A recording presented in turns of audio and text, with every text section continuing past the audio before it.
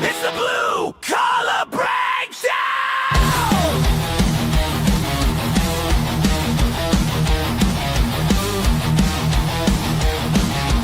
Welcome to the Blue Collar Breakdown!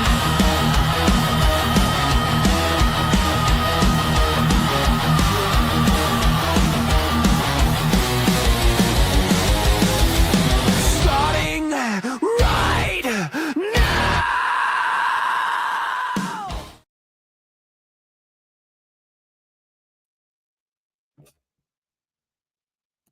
All right, welcome to the Blue Collar Breakdown. I'm Tom Eddlem, your Blue Collar Economist.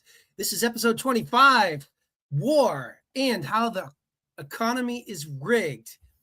And this is the first of a series. And there's a couple special things about this episode. First of all, it's the first non-Wednesday one I'm doing because last Wednesday I was busy. Among other things, I did cut the Kyle Anzalone show. So you want to check that out. You should like and subscribe to Kyle Anzalone's show. And you should like, share, and subscribe my podcast, of course. And also buy me a coffee. There's a link at the end of the show if you want to do that. Help support the podcast so I can get a background or whatever. You know, I have a few ideas if I get some support from you guys, you listeners. Also, I have a piece coming up at the Libertarian Institute. Got to check that out. Libertarian Institute is really the best place to go to get whatever I write. And let's see. Okay. Let's see. Let's start with what we're going to do today. Well, this is the first of a series about how the economy is rigged and specifically how it's related to war. And the idea behind it is this. As a general rule, as a libertarian, and I think most people who believe in the generally free market believe this basic principle, that if two people voluntarily agree to something in the market, if they agree to do an exchange, they both are better off. They're both richer. I went out and bought candy and presents and everything for Christmas. I'm better off because I have the presents. I would be not as well off if I couldn't buy them. The merchant is better off because they have my money. All right, that's how it works. You know, the society gets wealthier when there's free exchange and it's voluntary. However, when government gets involved, there's force involved. And that means, as a general rule, and pretty much as a universal, one person gets richer and one person gets poorer. Because let's face it, you wouldn't need the force of government if both sides were getting richer because they both agree to it. All right, that's the idea behind it. Okay, so that's the overlay of the philosophy. How it works generally across the economy is this. Working people pay trillions of dollars to the government every year. The government pays billions of dollars to billionaires and billionaire corporations, and the billionaires and billionaire corporations pay millions of dollars to the politicians, and the cycle continues. That's how it works. That's what I'm going to be reinforcing over the next 6 or 7 or 8 weeks, or however many weeks until I get sick of this. and today we're going to cover war and how war is that kind of a profit center. Okay. The trillions of dollars are pretty obvious with regard to war. The U.S. military right now is $1 trillion a year in a budget, and that's not including surveillance and veterans benefits and all the rest of that stuff. So, I mean, like, it's $1 trillion easily. The U.S. military establishment, or the military industrial complex, if you want to call it that, is $1 trillion operation. And war is the profit center of that military industrial complex. Because if there's no war and no threat of war, then they're going to cut the spending and they're going to lose their money. So what they do is they engage in wars in order to promote more billions, really more trillions every year, going into the military industrial complex so that more money can go into the billionaires' pockets, so that more millions can go into the politicians' pockets. Okay, but how does that work? All right, let me give you a couple of concrete examples today about how that works. Now, this isn't how it always works in every case. I'm going to give you a couple of examples. I could give you many. I mean, like, we could go all the way back to the Iraq, the Iran coup in 1953, where the United States did a coup on behalf of British Petroleum. Let's talk a little bit about specifically why we went into this is in the news too, right? Syria. Why are we in Syria? We have troops patrolling in Syria. 2 American soldiers were killed this past weekend as a result of their patrols. Why are we patrolling in Syria? Okay, that it's a legitimate question. All right. I want to add this first before I do this. I thought this was a nice little graphic to explain the money cycle. All right, you can see the taxpayers, they're losing trillions. The government gets the trillions, and the billionaires get the millions. And I didn't put the politicians in there, but they get the billionaires get the billions, and the politicians get the millions. There was only so many panels you could do that with that.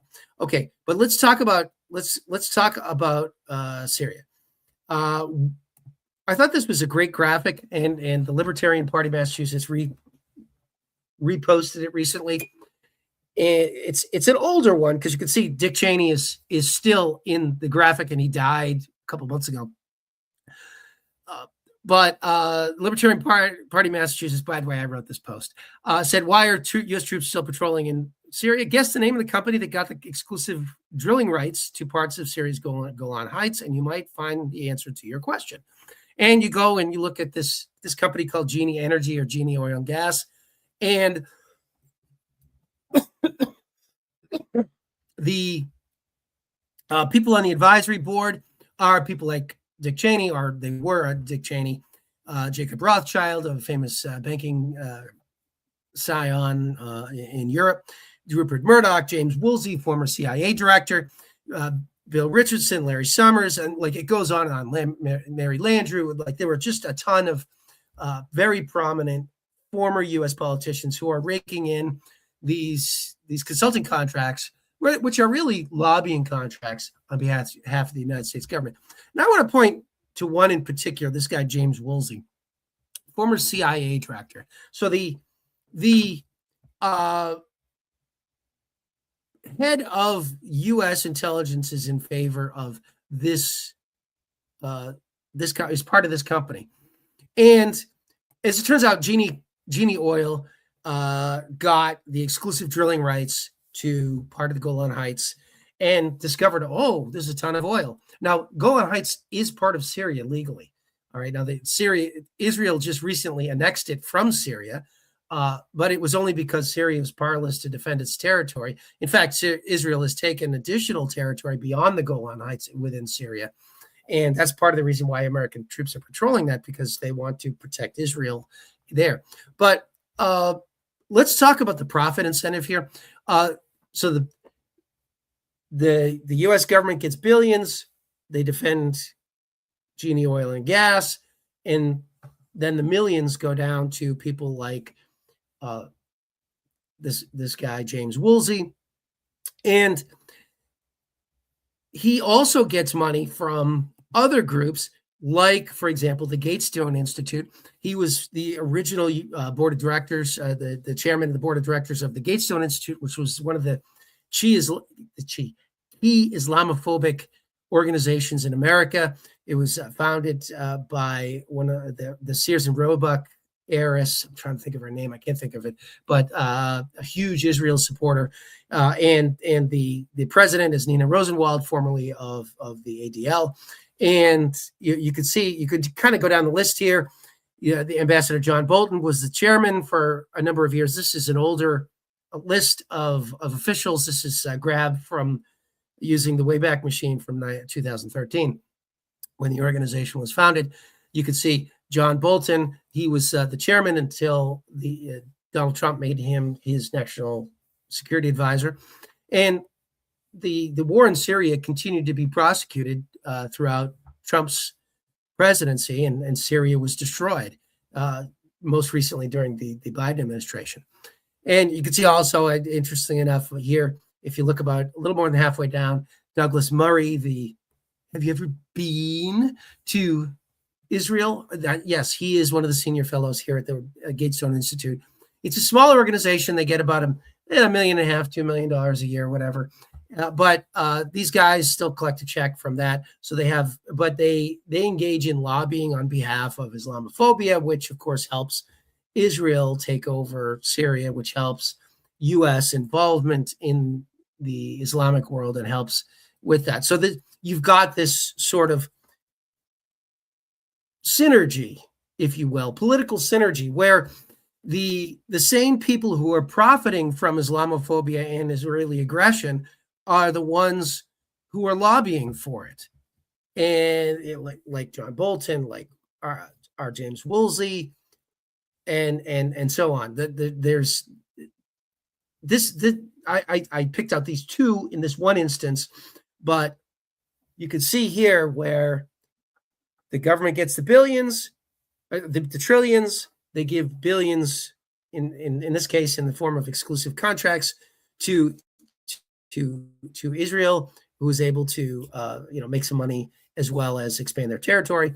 And the billions go to the corporations, and then the millions go to the politicians and the lobbyists and the bureaucrats like our James Woolsey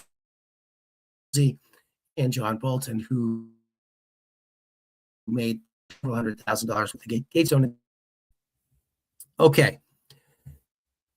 Let me give you one more example. We're headed toward I hope we are not, but we are headed toward a war in Venezuela, and we're certainly headed toward regime change. And this is interesting. I grabbed it. This is a screen grab from a Inspector General report that I grabbed off the Gray Zone. The Gray Zone has some great reporting about Venezuela, especially the Juan Guaido attempted coup in 2019 under Donald Trump and John Bolton. And the ruse they used to try to overturn the Maduro government in Venezuela is what they did was they piled up financial aid and relief supplies on the Colombian border and said, well, we're gonna bring that into Venezuela.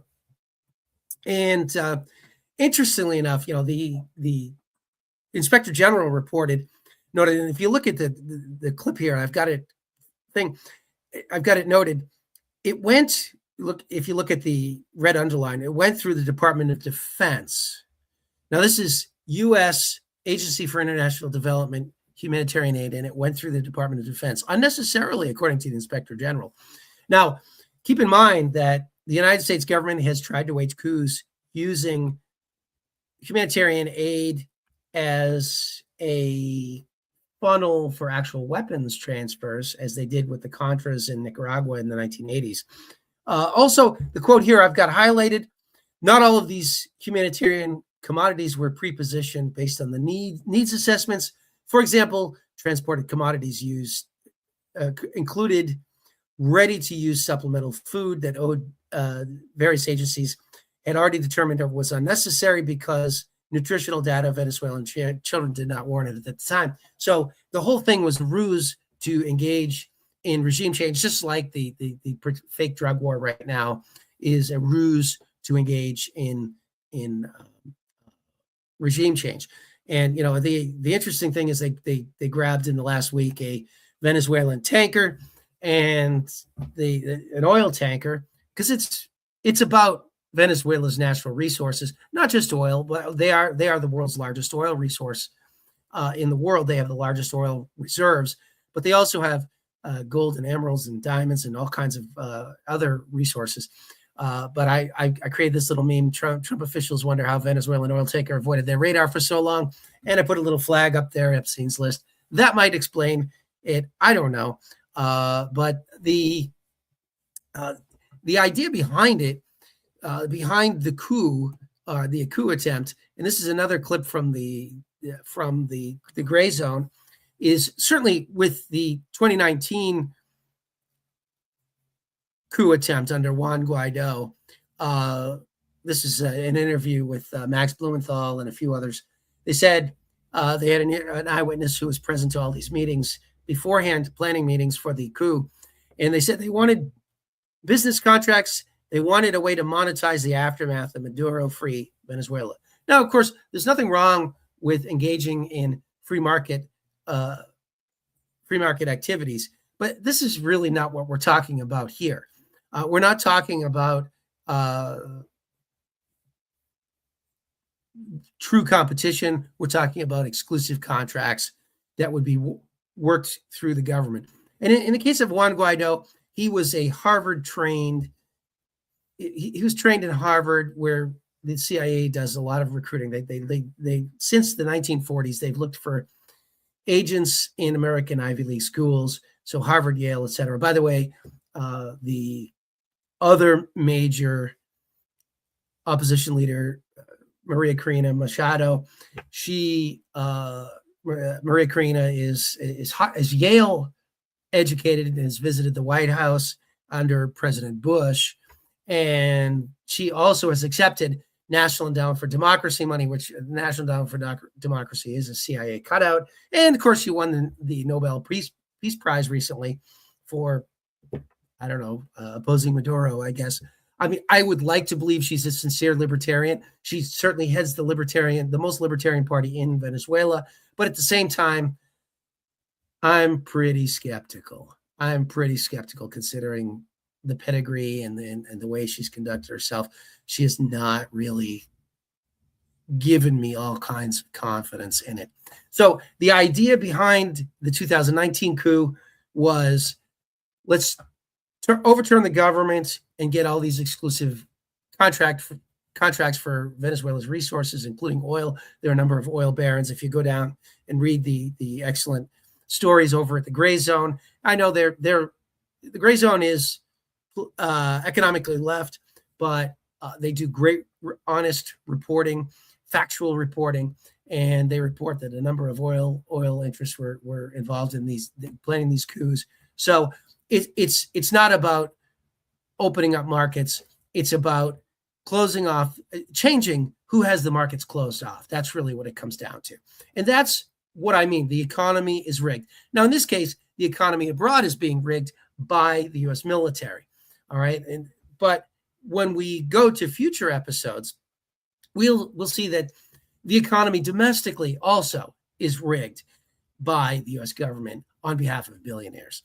And that's what I want to talk to. So what we'll have is, as future episodes, we'll talk about the finance industry.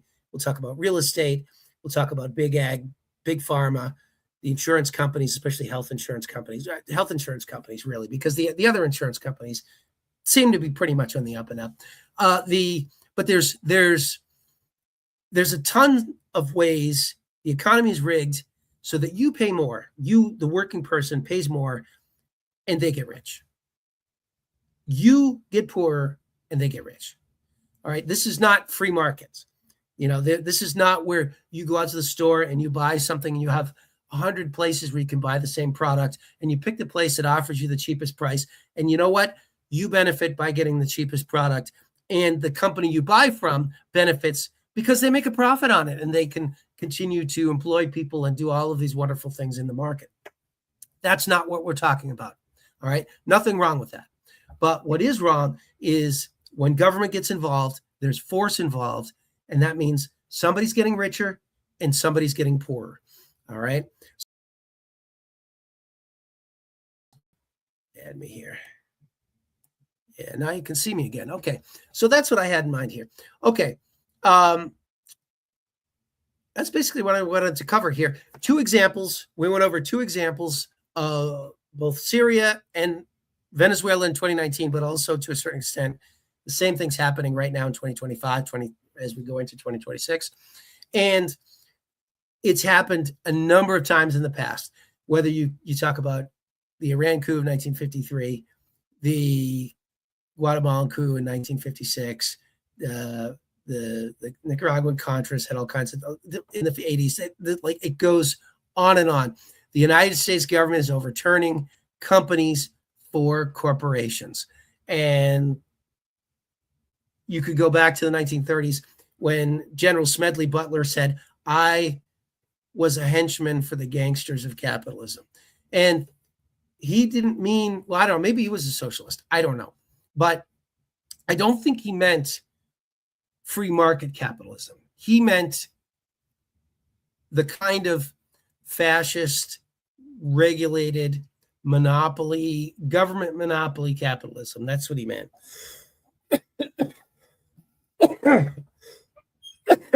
And as a libertarian, I oppose that as well. Okay, that's the show for today. I'll be back on Wednesday, and we'll do another episode related to this.